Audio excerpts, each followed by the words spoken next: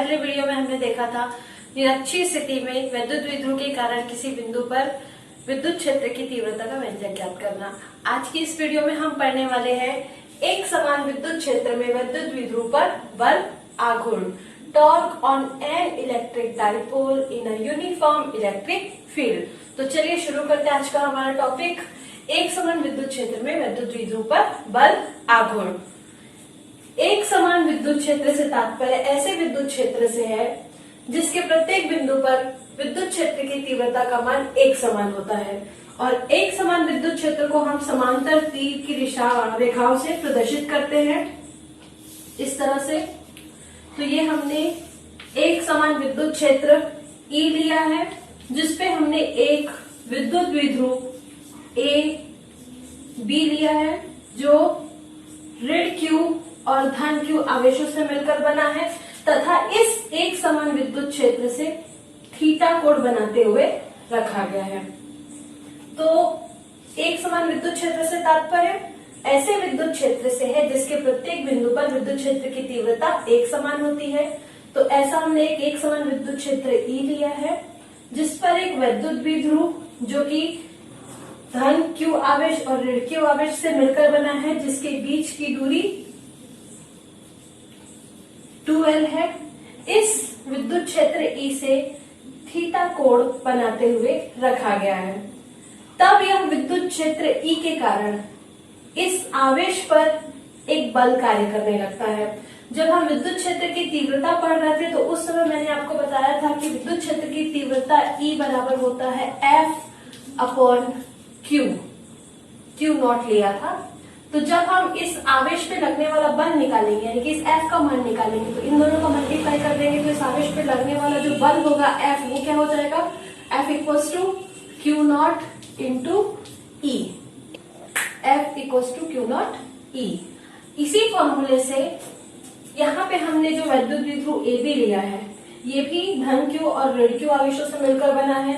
तो A पर स्थित ऋण Q आवेश पर भी इस विद्युत क्षेत्र के कारण एक बल लगेगा और P पर स्थित धन Q आवेश पर भी इस विद्युत क्षेत्र E के कारण बल लगेगा। उस बल का परिमाण कितना होगा, Q नॉट इंटू E। ये Q नॉट हमने जब परीक्षण आवेश किया था तब की कंडीशन में मैंने आपको ये फॉर्मूला बताया था। यहाँ पे हमारा आवेश क्या है, Q है। तब धन Q आवेश पर इस विद्युत क्षेत्र E के कारण लगने वाला जो बल होगा वो होगा आपका QE, क्षेत्र की ही दिशा में, और उतने ही परिमाण का बल इस ऋण Q आवेश पे लगेगा QE, लेकिन इसकी दिशा क्या होगी, विपरीत दिशा में, एक समान विद्युत क्षेत्र के विपरीत दिशा में। ये दोनों बल जो है परिमाण में समान किंतु दिशा में क्या है, विपरीत है, जिस कारण ये बल युग्म का निर्माण करते हैं। ये बल युग्म इस विद्युत द्विध्रुव को घुमाकर क्षेत्र के समांतर लाने का प्रयास करते हैं। इस बल युग्म के कारण इस विद्युत द्विध्रुव पे लगने वाला बल आघूर्ण, बल आघूर्ण को हम टाउ से रिप्रेजेंट करते हैं। तो इस बल युग्म को हम प्रत्यानयन बल से भी जानते हैं। तो ये कह सकते हैं कि विद्युत द्विध्रुव पर लगने वाले प्रत्यानयन बल युग्म का आघूर्ण, विद्युत द्विध्रुव पर लगने वाले प्रत्यानयन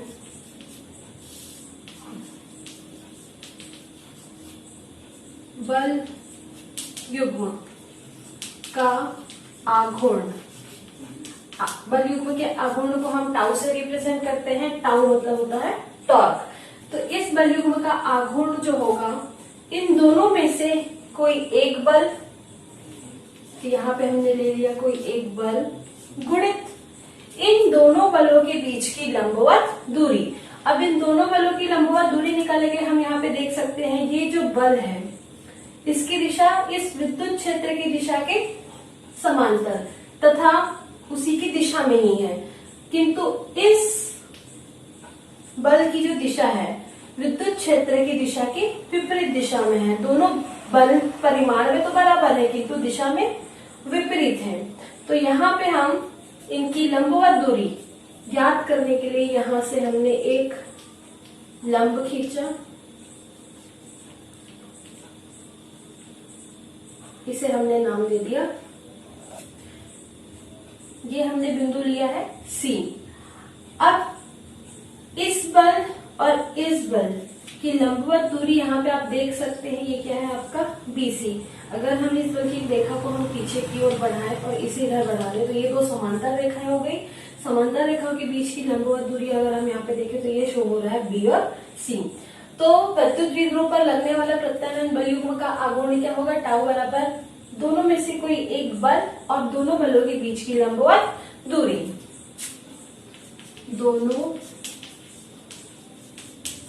बलों के बीच की लंबवत दूरी। टाउ बराबर कोई एक बल हम ले सकते हैं, ये दिशा में विपरीत है किंतु परिमाण में क्या है, बराबर। तो कोई एक बल हमने ले लिया QE गुणित दोनों बलों के बीच की लंबवत दूरी को हमने क्या ले लिया है, BC। समीकरण लेते हैं इसे फर्स्ट। अब यहाँ पे आप ध्यान दीजिए, ये एंगल थीटा है, सेम एज ये एंगल भी क्या होगा, थीटा। समांतर रेखाओं में संगत कोण आपस में क्या होता है, बराबर। ये एंगल भी क्या हो गया, थीटा। हम यहाँ पे इससे देखते हैं त्रिभुज AB और C में, त्रिभुज ABC में हमें मालूम है जहां पे कोण बनता है थीटा, वो वाली भुजा आधार होती है और ये वाली भुजा हो गई आपकी लंब, ये हो गया आपका कर्ण और ये हो गया आपका आधार। तो यहाँ त्रिभुज ABC में ये वाला हमने लिया है आधार, लंब और कर्ण। आपको निकालना है यहाँ पे क्या, BC। तो जिसे हमको ज्ञात करना है हम उसे पहले ले लेते हैं BC। और हमें किसकी वैल्यू मालूम है, AB की वैल्यू मालूम है 12 अपॉन में हम ले लेते हैं क्या, AB। BC आपका क्या हो गया, लंब, AB आपका हो गया कर्ण। तो लंब बटे कर्ण, लंब बटा कर्ण। त्रिकोणमिति का फॉर्मूला है आपका कौन सा थीटा होगा, ये साइन थीटा। साइन थीटा बराबर हो गया BC अपॉन में AB। आपको BC की वैल्यू निकालनी है तो BC इक्वल्स टू आपको क्या मिलेगा, सर क्रॉस मल्टीप्लाई कर दीजिए तो AB साइन थीटा। और हमें मालूम है AB क्या है, वैद्युत द्विध्रुव की प्रभावी लंबाई यानी कि दोनों आवेशों के बीच की दूरी, जिसे हम 2L से प्रदर्शित करते हैं। तो यहाँ पे BC इक्वल्स टू AB की जगह पे आपका आ जाएगा 2L और साइन थीटा। समीकरण 1 में BC का मान रख देने पर, समीकरण 1 में BC का मान रखने पर हमें मिलेगा tau equals to QE into BC की वैल्यू है हमारे पास 2L sine theta. Tau equals to मिलेगा Q इंटू 2L, हमने 2L को पहले ले लिया, इंटू E साइन थीटा।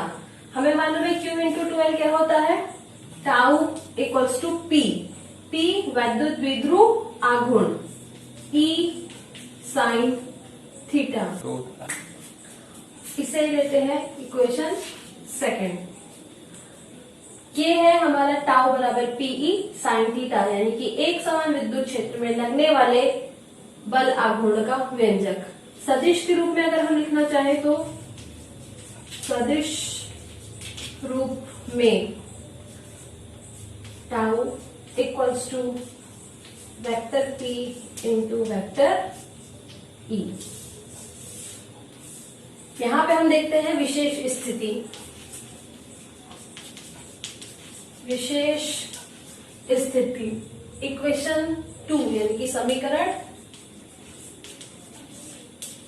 2 में यदि थीटा की वैल्यू हम 0 रखे, 90 डिग्री रखे और 180 रख के देखते हैं। यहाँ पे यदि थीटा बराबर 0 डिग्री, 0 डिग्री का मतलब ये कि ये जो हमारा विद्युत द्विध्रुव है थीटा किसके बीच का कोण है? ई के साथ। ये जो विद्युत द्विध्रुव हमारा रखा है वो जो एंगल बना रहा है वो क्या है आपका? थीटा। यदि इस थीटा का मान 0 हो गया, अगर ये 0 हो गया तो ये घूम के कैसे हो जाएगा आपका? क्षेत्र के समांतर। जब विद्युत द्विध्रुव इस एक समान विद्युत क्षेत्र के समांतर रखा हो तो उस पे लगने वाला बल आघूर्ण कितना होगा? तो जब थीटा बराबर क्या हो? 0 हो, तो टाउ बराबर होगा हमारे पास पीई साइन थीटा। थीटा की जगह पे 0।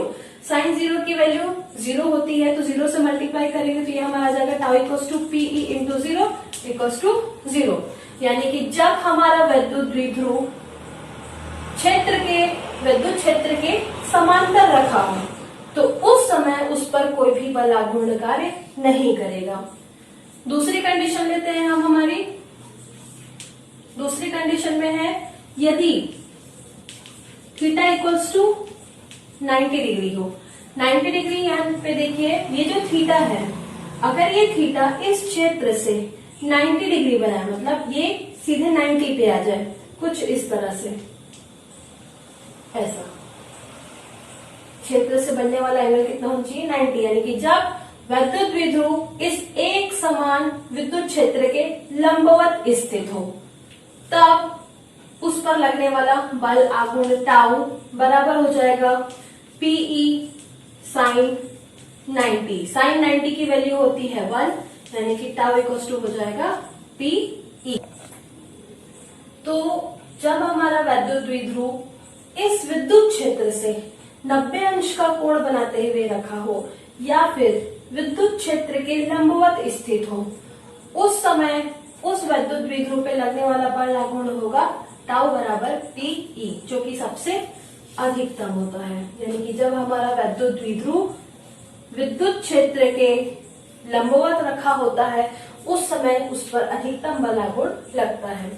तीसरा कंडीशन है हमारे पास, यदि थीटा बराबर 180 अंश हो।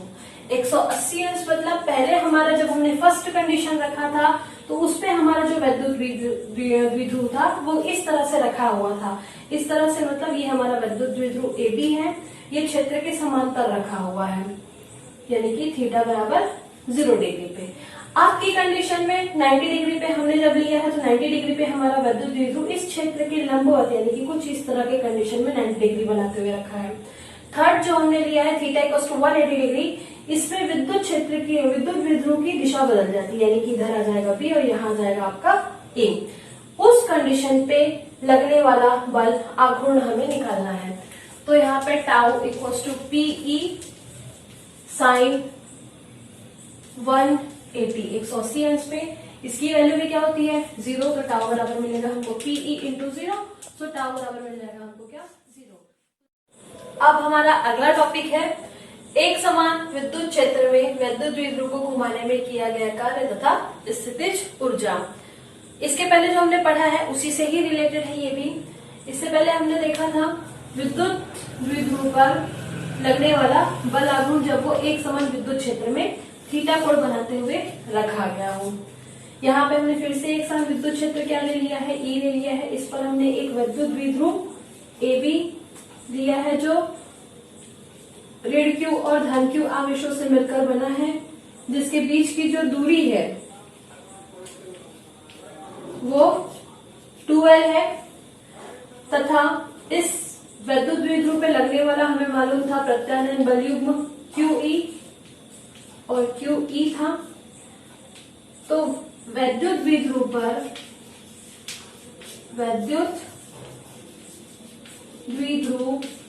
पर एक समान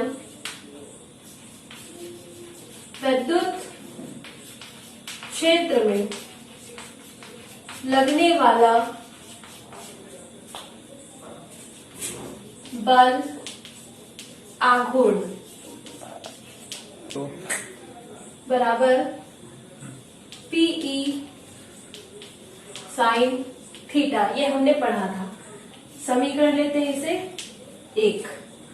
इस विद्युत द्विध्रुव को इस विद्युत क्षेत्र में किसी कोण से घुमाने में किए गए कार्य, इस विद्युत द्विध्रुव को अगर ये ऐसा रखा है तो हम इसको ऐसे भी घुमा सकते हैं, ऐसे भी घुमाएंगे या ऐसे भी घुमा सकते हैं। तो उसको घुमाने में जो भी हमको कार्य करना पड़ रहा है उसकी हमें यहाँ पे गणना करनी है।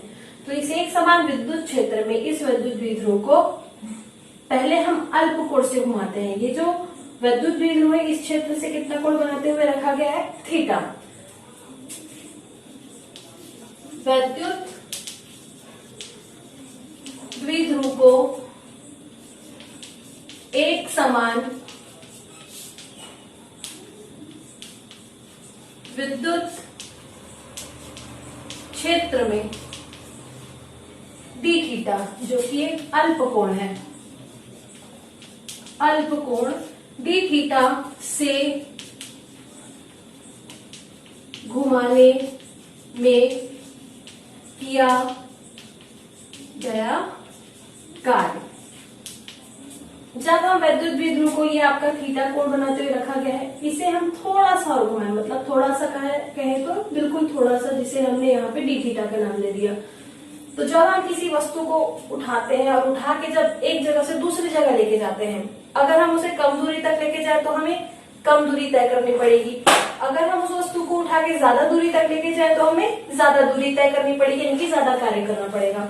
तो जब हम इस विद्युत द्विध्रुव को अल्प कोण डी थीटा से घुमाते हैं तो उसके द्वारा किया गया कार्य भी क्या होगा, अल्प होगा। तो अल्प कार्य के लिए हमने ले लिया क्या, डी डब्ल्यू।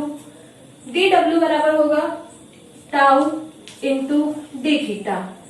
जब हम इसे अल्प कोण डी थीटा से घुमाएंगे तो इस द्विध्रुव पर कुछ हम बल आघूर्ण लगाएंगे जो कि टाउ होगा, और जितने कोण से हम उसे घुमा, जितना उसका विस्थापन हो रहा है, तो कार्य बराबर होता है बल गुणित विस्थापन। तो जब हम उस पर बल आघूर्ण लगा रहे हैं तो वो हो गया बल आघूर्ण टाउ, और जितना हम उसको विस्थापित कर रहे हैं, कितना विस्थापित कर रहे हैं, डी थीटा, तो डी डब्ल्यू बराबर हो गया टाउ इंटू डी थीटा। यहाँ टाउ की वैल्यू जो हमने समीकरण 1 में रखी है, tau equals to P sine theta, इस वैल्यू को हम यहाँ रख देते हैं।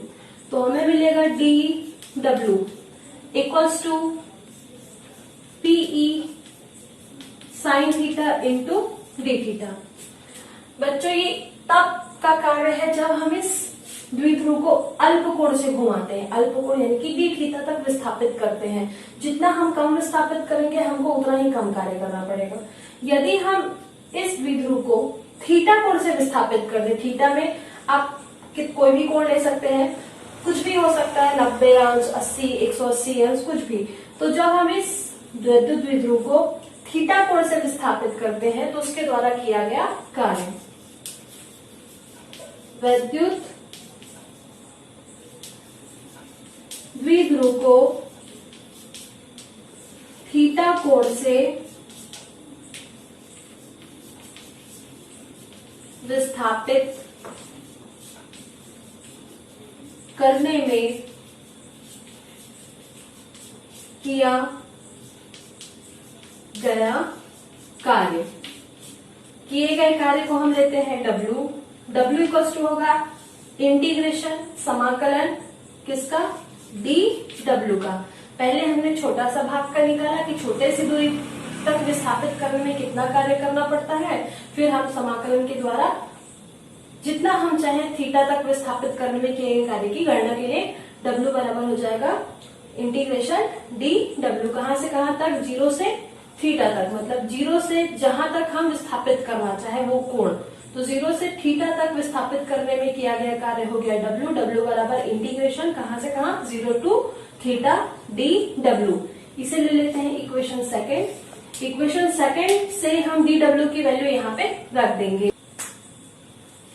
तो डी डब्ल्यू की वैल्यू यहाँ पे रखेंगे, हमें मिलेगा W इक्वल्स टू इंटीग्रेशन 0 से थीटा तक, डी डब्ल्यू का मान है हमारे पास PE sine theta into d theta. ये आपको मिल जाएगा W इक्वल्स टू 0 से थीटा तक, पीई को आप बाहर ले लो, ये आपका आ जाएगा पीई, और यहाँ पे आपका बच जाएगा क्या, sine theta into d. W equals to PE sine theta का समाकलन होता है माइनस कॉस थीटा 0 से थीटा तक। W इक्वल टू आपको मिलेगा PE माइनस कॉस, अपर लिमिट रखेंगे थीटा को हटा के तो थीटा ही आ गया, माइनस फिर आ जाएगा माइनस कॉस थीटा की जगह पे 0। तो ये आपको मिलेगा W equals to PE minus cos theta, minus minus हो गया आपका plus cos 0। W equals to होगा PE minus cos theta plus cos 0 की वैल्यू होती है 1। जमा के लिखने पे W equals to PE 1 minus cos theta. तो इस तरह से ये है वैद्युत द्विध्रुव को एक समान विद्युत क्षेत्र में घुमाने में किया गया कार्य का व्यंजक। W equals to PE 1 minus cos theta. Equation ले सकते हैं हम इसको, equation W equals to PE 1 minus cos theta. अब हमें विशेष स्थिति निकालनी है इसी इक्वेशन से।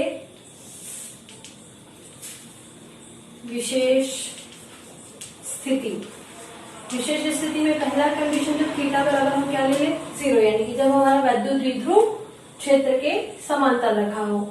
तो ये आपका आ जाएगा W equals to PE 1 minus cos theta की जगह पे हमने ले लिया क्या 0। कॉस 0 की वैल्यू होती है 1, 1 माइनस 1 करेंगे तो आएगा 0, 0 से P का मल्टीप्लाई करेंगे तो ये आपका आ जाएगा क्या 0। यानी कि जब हमारा वैद्युत द्विध्रुव विद्युत क्षेत्र के समांतर रखा हो उस समय उस पे कोई भी कार्य नहीं, उसके द्वारा कोई भी कार्य नहीं किया जाता। दूसरा कंडीशन है हमारे पास, यदि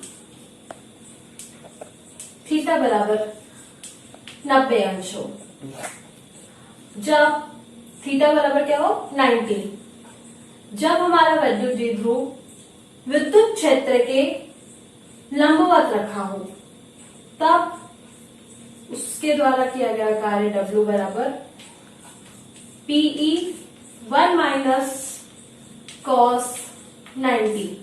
कॉस 90 की वैल्यू 0, 1 माइनस 0 करेंगे तो 1 आएगा, यानी कि उस समय किए गए कार्य का मान कितना होगा PE, जो कि अधिकतम बलाघूर्ण के बराबर आ गया हमारे पास। तीसरी कंडीशन में हम लेंगे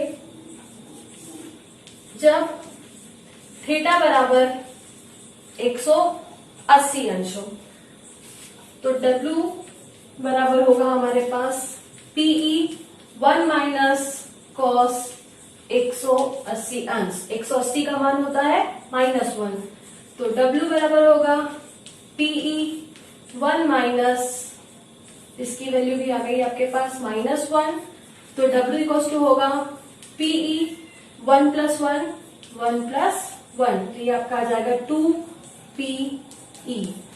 तो जब हमारा वैद्युत द्विध्रुव एक समान विद्युत क्षेत्र से 180 अंश के कोण बनाते हुए रखा हो, अर्थात जब हमारे पास वैद्युत क्षेत्र, ये एक समान विद्युत क्षेत्र है, यहाँ पे हमारा वैद्युत द्विध्रुव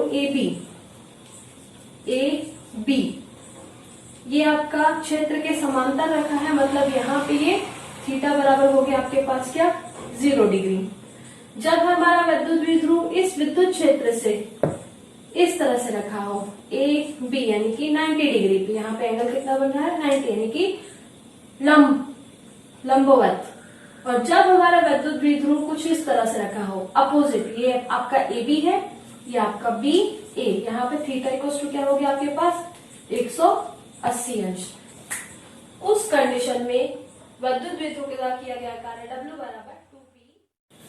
चलिए अब हम अगला टॉपिक, इसी का ही एक टॉपिक है स्थितिज ऊर्जा, उसको पढ़ते हैं। तो वैद्युत द्विध्रुव की स्थितिज ऊर्जा, वैद्युत द्विध्रुव की स्थितिज ऊर्जा W बराबर 2PE। वैद्युत द्विध्रुव को जब एक समान विद्युत क्षेत्र में मानक स्थिति से थीटा कोण तक घुमाने में जितना कार्य किया जाता है वह उसकी स्थितिज ऊर्जा के रूप में संचित हो जाती है। मानक स्थिति की बात की मैंने, यहाँ पे मानक स्थिति को इसके लिए π/2 यानी कि 90 अंश लिया गया है। क्यों लिया गया है इसको मैं आपको आगे बताऊंगी। जब विद्युत द्विध्रुव को मानक स्थिति यानी कि आपका हो गया π/2 या फिर इसको हम बोलेंगे 90 अंश से थीटा कोण तक घुमाने में किया गया कार्य स्थितिज ऊर्जा के रूप में संचित हो जाता है। स्थितिज ऊर्जा के रूप में संचित रहता है। हम जानते हैं कि एक समान विद्युत क्षेत्र में विद्युत द्विध्रुव पर लगने वाला बल आघूर्ण, एक समान विद्युत क्षेत्र में विद्युत द्विध्रुव पर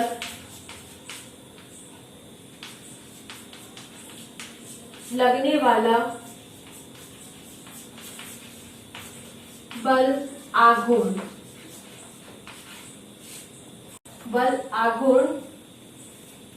बराबर टाउ बराबर होता है Pe साइन थीटा। ये हमें मालूम है कि एक समान विद्युत क्षेत्र में विद्युत द्विध्रुव पर लगने वाला बल आघूर्ण है टाउ बराबर Pe साइन थीटा। तो विद्युत द्विध्रुव को मानक स्थिति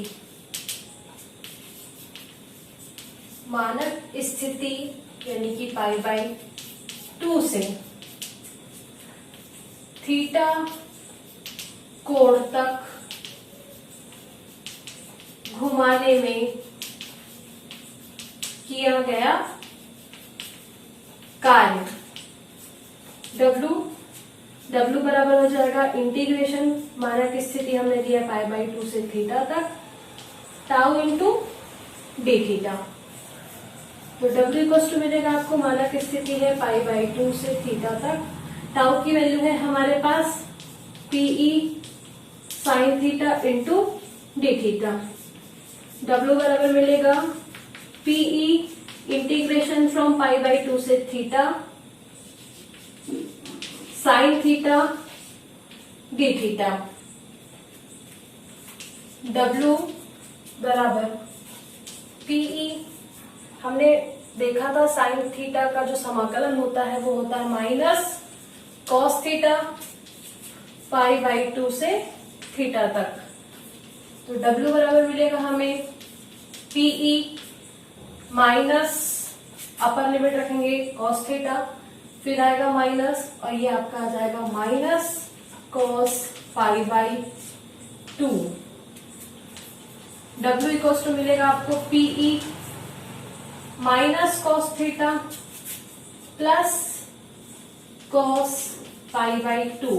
कॉस π/2 यानी कि कॉस 90, कॉस 90 की वैल्यू होती है 0। तो W इक्वल्स टू आपको मिल जाएगा Pe minus cos theta plus 0, minus cos theta plus 0 यानी कि माइनस कॉस थीटा। तो W इक्वल्स टू मिलेगा आपको माइनस Pe कॉस थीटा। ये जो किया गया कार्य है यही स्थितिज ऊर्जा के रूप में संचित रहता है। स्थितिज ऊर्जा को हम U से प्रदर्शित करते हैं और U बराबर हमारा हो जाएगा माइनस Pe कॉस थीटा। इसे ले लेते हैं समीकरण 1। यहाँ पे अब हम विशेष स्थिति पे आते हैं। विशेष स्थिति में पहली स्थिति ये है कि यदि थीटा बराबर 0 डिग्री हो, 0 डिग्री यानी कि जब हमारा विद्युत द्विध्रुव एक समान विद्युत क्षेत्र के समांतर रखा हो, उस कंडीशन में समीकरण 1 से हमारे पास उसकी स्थितिज ऊर्जा U बराबर आएगी माइनस पीई कॉस थीटा की जगह हम ले लिया क्या 0।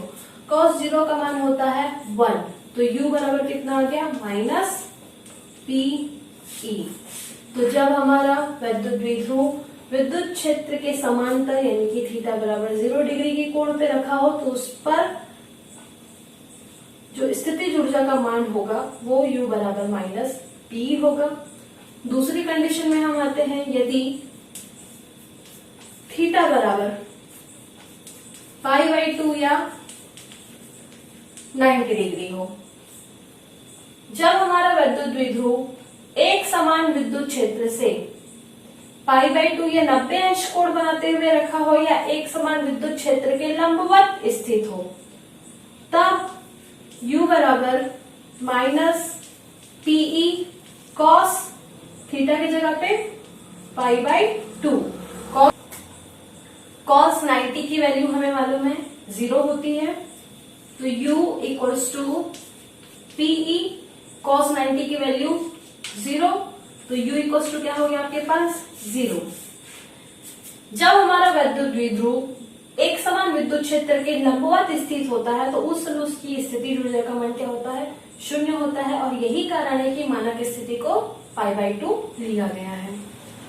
थर्ड कंडीशन में हम आते हैं, जब थीटा इक्वल्स टू 180 हो, यानी कि जब हमारा विद्युत द्विध्रुव एक समान विद्युत क्षेत्र के समांतर किंतु विपरीत दिशा में रखा हो, उस समय उसकी स्थितिज ऊर्जा u बराबर माइनस पीई कॉस 180 यानी 180 अंश पे, तो u इक्वल्स टू मिलेगा माइनस पीई और कॉस 180 की वैल्यू होती है -1, माइनस माइनस आपका हो गया प्लस, तो ये आपका आ जाएगा u equals two plus PE. यानी कि जब हमारा विद्युत द्विध्रुव एक समान विद्युत क्षेत्र के समांतर किंतु विपरीत दिशा में हो, उस समय उसकी स्थितिज ऊर्जा धनात्मक होती है। ये अस्थायी संतुलन की स्थिति होती है।